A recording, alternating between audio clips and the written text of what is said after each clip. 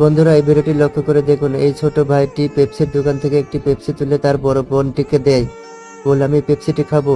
বড় বোনটি purse check করে দেখে টাকা নেই, এই বলে পেপসিটি রেখে তারা মন খারাপ করে সেখান থেকে চলে যায়। এই দেখে দোকানদারের অনেক দয়া হয়, কলা ও পেপসি পার্সেল করে তার পিছে পিছে যায়।